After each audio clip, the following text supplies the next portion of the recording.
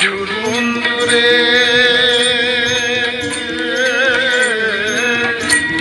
বলেছিলে আমার হবে, মন দিয়াছি ভেবে, সাক্ষী কেউ ছিল না সে সময়।